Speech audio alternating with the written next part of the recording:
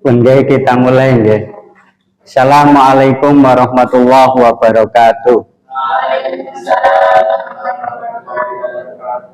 Mari kita awali pembelajaran dengan berdoa. Setiap mahasiswa sesuai dengan akidahnya masing-masing.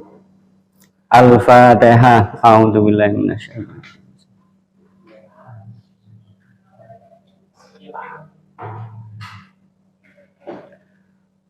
Oke, baik. Kami di sini, saya Muhammad Muntolib dengan rekan saya Pak Heri akan menerangkan tentang pembahasan permasalahan seputar tasawuf atau problematika seputar tasawuf. Dan di sini saya tidak menanyakan logo organisasi sampean NU atau Muhammadiyah, tidak. Karena pada dasarnya manusia itu semuanya bertasawuf, baik yang mengakui bertasawuf maupun tidak. Seperti Muhammadiyah itu sebenarnya menjalani kehidupannya penuh dengan tasawuf sesuai dengan manusia itu masing-masing. Oleh karenanya lebih lengkapnya mari kita membahas tentang apa itu tasawuf. Secara etimologi atau bahasa, tasawuf berasal dari kata sofa. Sofa itu fi'il madhi yang berarti artinya jernih, bersih atau suci. Maksudnya adalah bahwa mereka menyucikan diri di hadapan Allah Subhanahu wa Ta'ala melalui latihan kerohanian yang amat dalam, yaitu dengan melatih dirinya untuk menjauhi segala sifat yang kotor sehingga mencapai kebersihan dan kesucian pada hatinya. Latihan kerohanian itu kompleks, banyak sekali. Tidak hanya cukup untuk dzikir bertafakur, tidak hanya tadarus Al-Quran, tidak hanya sholat tahajud, tidak. Tapi latihan kerohanian itu macamnya banyak. Sampean diam sedikit bicara itu termasuk latihan kerohanian. Bersosial yang bagus itu termasuk latihan kerohanian. Bercakap-cakap dengan bahasa yang bagus itu juga latihan kerohanian. Setiap orang, setiap manusia itu beda caranya untuk membersihkan hatinya. Kalau senang beribadah dzikir, ya silakan dzikir. Kalau suka cangkruk di warung kopi itu bisa melatih kerohanian. Bisa. Bagaimana ketika kita cangkruk di warung kopi, kita bisa bergaul dengan semuanya tanpa membedakan, oh itu nakal, oh itu tidak, semuanya dirangkul. Ini juga termasuk latihan kerohanian. Makanya saya itu di rumah itu jarang sekali, walaupun alumni Pondok Pesantren Lirboyo, di rumah ngaji, ngedep dampar, kemudian baca utawi iki itu jarang. Yang saya lakukan di rumah adalah ketika ada anak ini minum minuman keras, rumah saya kebetulan di belakang, di depan ada barongan. Barongan itu loh. Jadi setiap malam Jumat itu ada istighosah, kata mereka. Istighosah ya minum-minum ciu gitu. Ya minum-minum ciu, ya rutinan malam Jumat. Apakah saya melihatnya itu benci? Tidak. Kalau kita benci terhadap orang itu berarti kita tidak melatih kerohanian kita. Loh, kenapa kita tidak benci? Wong itu juga manusia kok. Berarti kalau kita benci terhadap orang itu berarti kita benci kepada Tuhan, karena sejatinya dia itu ciptaan Tuhan. Apa yang saya lakukan? Saya dekati, saya kasih rokok. Ini buat rokok biar bisa melek sampai malam. Besoknya juga begitu, mawak bawa gitar. Akhirnya saya campuri, saya kasih rokok. Lama kelamaan nggak muncul. 1-2 bulan, 2 bulan nggak muncul. Akhirnya saya tanya gengnya, loh kenapa kok yang biasanya malam Jumat istighosan di Barongan kok nggak muncul lagi? Saya kok kangen ya. Akhirnya sama dedengkotnya itu, iya, anak-anak sungkan sendiri. Akhirnya beberapa bulan banyak yang cangkruk di rumah masalah keilmuan. Loh itu juga melatih kerohanian, mencucikan diri. Kalau kita berzikir, kalau kita baca Al-Quran, kalau kita masih benci terhadap orang yang nakal, berarti perlu dipertanyaan, zikirmu untuk siapa? Baca Al-Quranmu untuk siapa?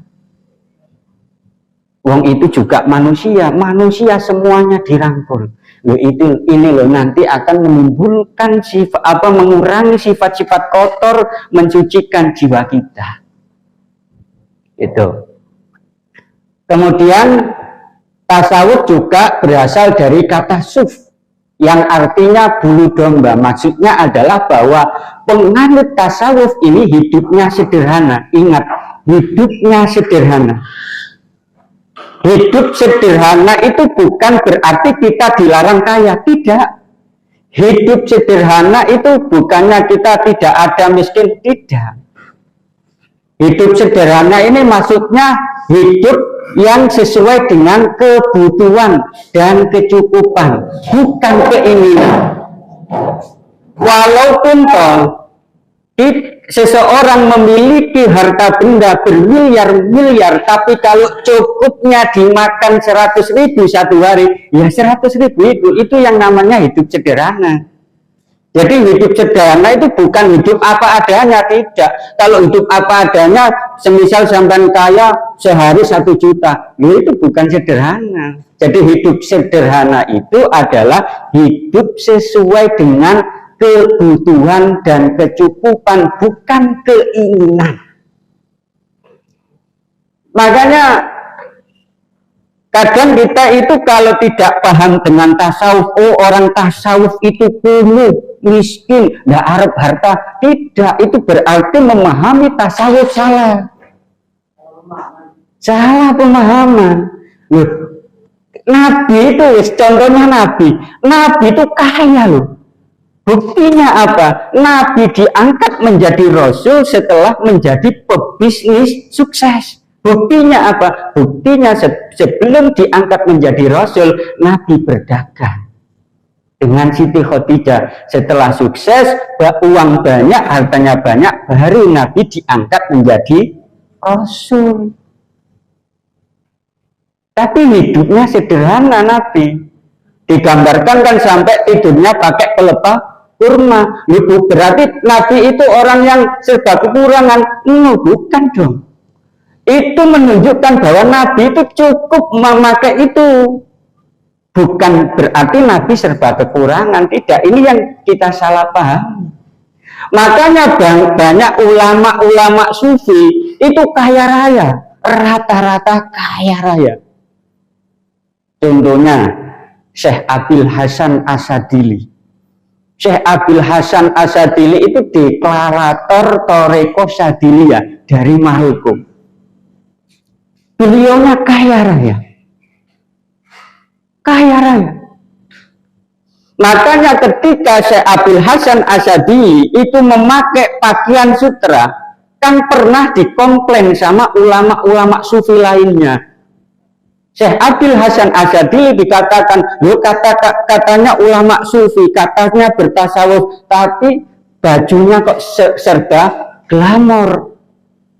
Akhirnya apa? Yang dilakukan oleh ulama-ulama sufi pada waktu itu mengumpulkan mensidang daripada Syekh Abil Hasan Asadili, dicercar dengan berbagai pertanyaan. Salah satunya adalah, kenapa engkau mengaku sufi, mengaku bertasawuf, tapi bajumu serba mewah, pakai pakaian sutra? Apa jawaban Syekh Abil Hasan Asadili? Loh, saya ini tadi itu maunya nggak pakai sutra. Tapi karena sutra itu ngomong sendiri, biar pakaian sutra itu dipakai, ya saya pakai. Artinya apa? Artinya hidup sederhana itu walaupun kaya, yang terpenting adalah hati kita tidak ada ta'alluq, ketergantungan dengan harta itu. Makanya kita itu sebagai umat Islam harus kaya, harus matre. Saya katakan harus kaya, harus matre. Nah, itu salah satu jihad pertama ya. Coba sama di dalam Al-Quran, dalam hadis, jihad yang paling utama itu apa? Ilmu? No, tidak. Orang yang masuk surga pertama kali apakah ulama? No, tidak. Jihad yang paling utama adalah pakai apa? Harta benda. Wajahidu fi sabilillah bi amwalihim wa anfusihim. Ilmu kari-kari. Itu sebenarnya yang selama ini mindset kita itu dirubah semacam itu. Jadi tasawuf itu adalah bukan hidup untuk miskin, tidak. Hidup untuk serba kekurangan, tidak. Tapi bertasawuf itulah justru hidup yang penuh kekayaan, tapi hidup dengan kecukupan dan sederhana. Banyak sekali ulama-ulama tasawuf kita, kayak sufi dari Turki itu, Syekh Abdullah Al-Mubarak. Itu orang sufi, orang yang bertasawuf, tapi kayanya luar biasa. Setiap tahunnya kalau kita kalkulasikan dirham sekarang itu, beliau itu sampai zakat 20 miliar. Bayangkan, 20 miliar dibuat es bisa banjiri unsuri. Ya. Sampai momoh ya, hidup sederhana. Kemudian lagi muridnya Syekh Abdul Hasan Asadili, Syekh Abdul Abbas Al-Mursi, itu seorang sufi. Apakah hidup serba kekurangan? No, tidak. Beliau kaya raya. Makanya sampai kaya rayanya beliau memiliki inisiatif mendapatkan ilham mencetuskan doa yang namanya doa rezeki tanpa hisab itu. Syekh Abdul Abbas Al-Mursi menyalur ke muridnya, pengarang kitab Al-Hikam yang sudah masyhur dikaji di pesantren-pesantren, Syekh Ibnu Athaillah As-Sakandari. Beliau seorang tasawuf. Apakah beliau serba miskin, serba kekurangan? No, tidak. Beliau kaya raya. Niru gurunya, jejak gurunya. Kaya raya. Cuman hidup setiap harinya ini serba sederhana dan secukupnya. Atau mungkin kita contohkan orang-orang yang bertasawuf dari golongan perempuan, Robi'ah Adawiyah. Robi'ah Adawiyah itu apa? Serba miskin, hidup serba miskin, serba kekurangan. No, tidak. Beliau itu kaya raya. Beliau itu kaya raya. Makanya kita hilangkan mindset bahwa tasawuf itu harus hidup serba kekurangan. Tidak. Realitas yang ada untuk menyopang kebersihan hati adalah salah satunya kaya raya. Sampai jadi pejabat, kalau tidak kaya raya kotor nantinya. Kalau sampai jadi pendidik tidak kaya raya, serba kekurangan, apa dampaknya? Hatinya kotor, nggak ikhlas. Kalau ikhlas itu nanti aja, tomak dan lain sebagainya, guneng kalau bayarannya sedikit tidak sesuai dengan ekspektasi, kan begitu. Loh, ini justru akan malah mengotori diri kita. Yang semestinya pendidik itu adalah harus berusaha untuk melatih hatinya bersih, ternyata hatinya malah kotor. Akhirnya ngerasani yayasannya, ya opo itu yayasannya gak adil, pasti korupsi paling, dan lain sebagainya. Oleh karenanya pendidik itu harus kaya. Pendidik yang bertasawuf harus kayak Pak Subhan itu loh.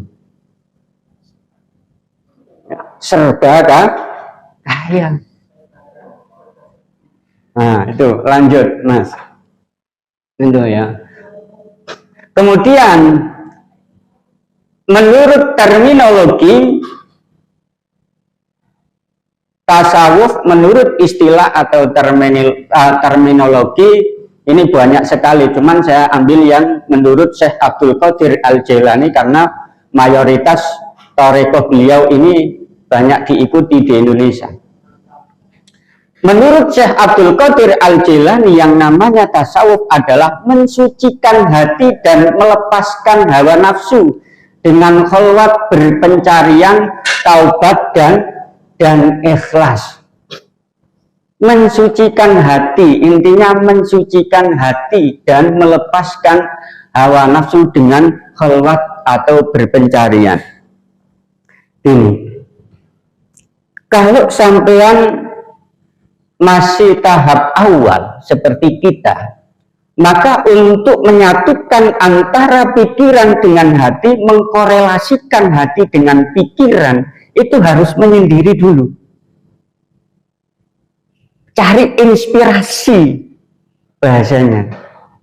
Kalau sudah menyendiri, cari inspirasi, nantinya dia akan muhasabah kekurangan dirinya, kekotoran dirinya, sehingga dari khalwat itulah nanti bisa mensucikan jiwanya. Kalau sudah terlatih dengan sendirinya, nanti kalau bersosial akhirnya sudah biasa.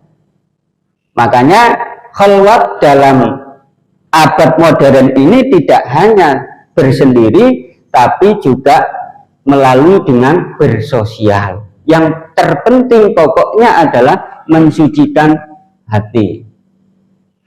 Terus, Mas. Nah, kemudian karakteristik tasawuf. Ini saya poin-poinnya saja. Karakteristik tasawuf, ciri khas tasawuf mengandung nilai-nilai moral. Kita lihat di realitas kehidupan yang ada. Terkadang orang yang banyak ilmunya, pandai omongannya, tapi jiwa tasawufnya nggak ada, maka ilmunya itu tidak bisa meresap di dalam hati. Kenapa? Karena masih kotor. Dan kita lihat realitas yang ada, walaupun ada orang yang nggak begitu paham agama, saya ini sesuai dengan realitas, ilmunya setengah-setengah, tapi jiwa tasawufnya tinggi, moralnya pasti baik. Baik. Karena apa? Bermula dari pikiran dan hati yang jernih. Jadi korelasi koneksivitasnya itu sangat tinggi sekali antara pikiran dengan hati, ini sinkron. Kalau sinkron berarti dia bisa memfilter mana yang baik, mana yang tidak. Kemudian karakteristik tasawuf selanjutnya adalah mengutamakan sifat fana. Maksudnya adalah bahwa segala sesuatu yang dia kerjakan, segala sesuatu yang ia ucapkan, itu semata-mata karena Tuhan. Dan itu butuh latihan. Butuh latihan bertahun-tahun. Misalkan ikhlas. Ikhlas itu harus latihan. Nggak bisa langsung ikhlas itu, nggak bisa. Makanya Imam Nawawi Al-Bantani membagi ikhlas kan ada 4 itu. Kemudian mengandung dengan pengetahuan intuitif. Pengetahuan intuitif itu istilahnya, kalau bahasa kita katakan, itu mengetahui sesuatu yang belum diberi tahu. Tahu sebelum diberi tahu. Paham ya maksudnya? Intuitif. Nah ini biasanya berhubungan dengan yang namanya karomah. Cenderung orang yang sufi pasti nanti hubungannya kaitannya dengan karomah. Salah satu karomah para wali yang bertasawuf adalah pengetahuannya intuitif, seperti Gus Dur, seperti Kiai Hamid Pasuruan. Ki Hamid Pasuruan ketika dimintai doa sama siapa itu, abahnya Mustafa Bisri, Kiai Haji Mustafa Bisri, Kiai Bisri Mustafa. Ketika pada tahun 84-an beliau sowan ke Kiai Hamid, minta didoakan apa? Didoakan bisa beli mobil. Akhirnya sama Kiai Bisri Mustafa keceplosan, ditanyakan mobilnya merek apa. Secara seketika Kiai Hamid tanpa panjang lebar, wong namanya pengetahuan intuitif, langsung ngoten.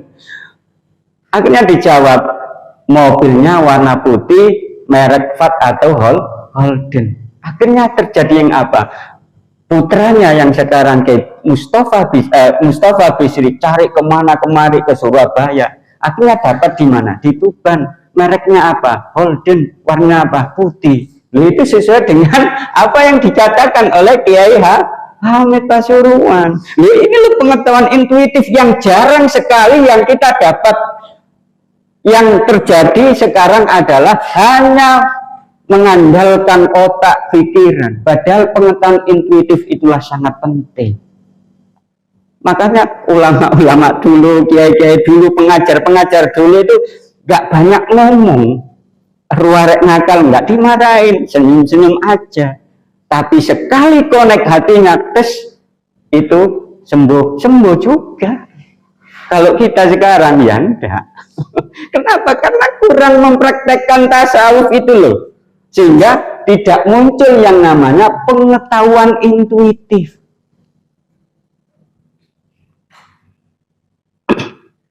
Banyaklah cerita-cerita karomah para wali, banyak. Kemudian termasuk juga penerus yang kedua, Pondok Pesantren Lirboyo, Kiai Haji Marzuki Dahlan itu. Tahu sesuatu sebelum diberi tahu. Ketika Gus Mustafa Bisri mondok di Lirboyo, itu mau ngambil tebunya Kiai sama teman-temannya. Sebelum berangkat itu dipanggil sama Kiai Marzuki Dahlan. Ketika sudah dipanggil, apa kata Kiai? Mus, di dalam rumah ada banyak tebu, bawaan makanan. Loh, padahal Gus Mus itu ngajak teman-temannya mau curi ke tebu. Loh, padahal nggak diberitahu. Loh, apa beliau ini menggunakan HP? Pada waktu dulu nggak ada HP. Apa? Ya ini pengetahuan intuitif. Ini loh, jarang sekali yang kita dapat itu. Cuman zaman sekarang banyak ilmu, banyak literatur ilmu, tapi hatinya kosong, ilmu otaknya yang diperbanyak, tapi ilmu hatinya ini kosong. Sehingga pengetahuan intuitif juga kosong. Ini yang perlu digarisbawahi. Kemudian adanya kebahagiaan rohani. Orang yang bertasawuf itu cenderung tenang. Ada badai tetap tenang, ada angin besar tetap tenang, istrinya marah-marah tetap senang, senyum saja enggak marah. Karena apa? Ketenangan jiwa. Kita mudah emosi, kita mudah marah, kita mudah tersinggung. Awalnya dari mana? Dari mana? Hati, ego. Pikiran sama hati nggak connect, tidak relasi, koneksivitasnya itu nggak ada. Tapi kalau orang yang bertasawuf itu cenderung antara hati dan pikiran itu connect, sehingga kebahagiaan rohani itu selalu ada. Kemudian banyak menggunakan kiasan-kiasan atau simbol-simbol. Karena hatinya ini sudah melekat kepada Tuhan, mahabbahnya, cintanya terhadap Tuhan, apa yang dia ucapkan itu pakai simbol seperti Robi'ah Adawiyah. Wahai kekasihku, wahai bulan, apakah engkau tidak terasa ketika aku mendekap tanganmu? Loh, padahal yang itu yang dimaksud adalah Tuhan. Bahasa-bahasa puitis. Makanya kalau sampai semuanya itu lagi dimabuk cinta, kiasan-kiasan itu ada. Kenapa? Berangkatnya dari hati.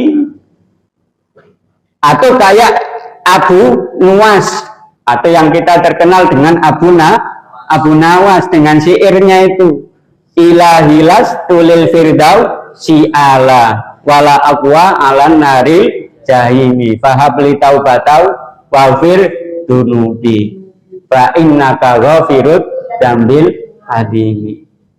Wahai Tuanku, aku ini tidak layak masuk ke surga Firdaus, dan aku juga tidak kuat ketika masuk ke neraka jahim. Maka oleh karena itu berilah aku pertaubatan dan terimalah, ampunilah dosaku. Nah, itu sebenarnya kan menggambarkan bahwa beliau itu sebenarnya satu yang diminta apa? Ridhonya Allah.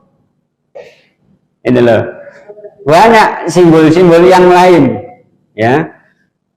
Itu kiasan-kiasan. Dan itu cenderung dimiliki oleh orang-orang yang sufi, orang-orang yang bertasawuf. Kemudian singkat aja, langsung yang permasalahan Mas Heri.